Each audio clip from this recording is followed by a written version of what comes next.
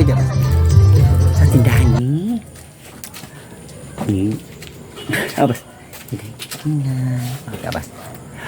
Wala, ugma pa silang ano eh. Aking ginagawa sa poblasyon sila matuday. Silang Yugog ug si ano. King Lax. Then si Marjon po. Wala, man si Marjon. Dagka kay vlogger mga tug manda. Then pre sa poblasyon pwede ka mo ano muling niya. Walay pili. Alam mo, charge siya kung lingali siya.